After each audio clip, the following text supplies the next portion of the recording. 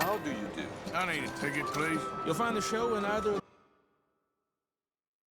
of the doors beside me.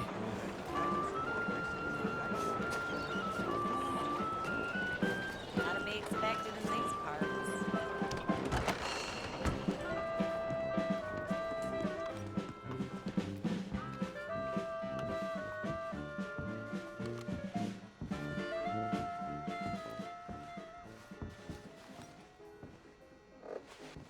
Welcome, one and all, to the remarkable example of modern entertainment at its finest. Now, most of you youngins, I'm sure, know about our great national hero and pioneer, Josiah Blackwater. Him that gave the town of Blackwater its nomenclature.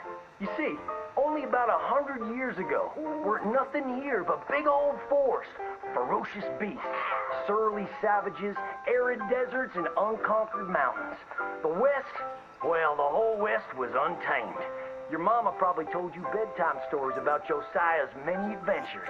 But I'm gonna tell you a story you ain't likely to have heard about his possum hat. Now, Josiah Blackwater was born in the year of our Lord 1782 in a log cabin just west of Ansburg. He was a special boy. His pa gave him his first rifle when he was 3 years old. Boy, he took to it right away. He exclaimed, "There's a whole mess of critters out there in the woods that aim to eat us, so I'm gonna consume them first." Yes, sir. He really took to killing all manner of things. He was such a keen shot. One morning, he was sorting up some winter turnips for the root cellar when a big old bear and her cubs came in the kitchen hunting for food. It had a mind to eat up all the jams and preserves. Josiah grabbed that bear and wrestled her to the ground and squeezed and squeezed and squeezed. He whooped the tar clean out of that big old critter. Then he tied her up and grabbed them cubs and ground them into sausages while the mama bear watched. That's fine eating. His mom and pa knew right then he was cut out to be the finest wild frontiersman that ever drew breath. But first, they wanted him to get some book learning. After only 3 days of attending school, Josiah beat the living daylights out of the class bully and announced to his daddy that he was tired of ciphering and mathematics on account it's only good for adding up the number of critters or Indians you can kill. So he ran away from home and headed west.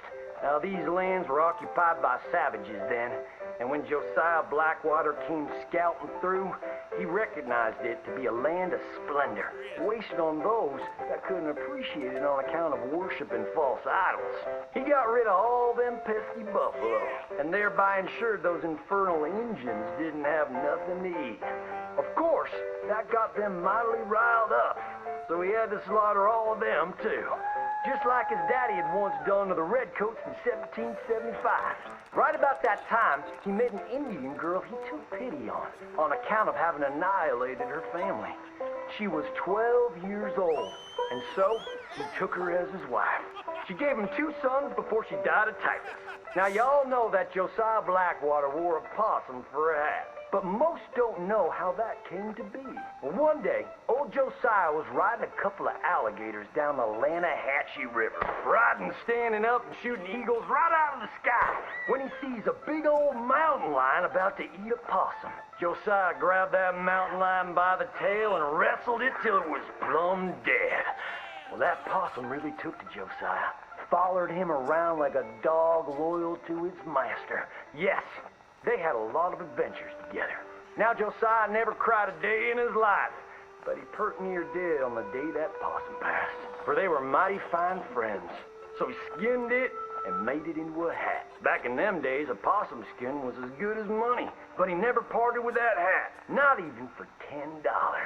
Once he founded the town of Blackwater, he sent word for settlers to come.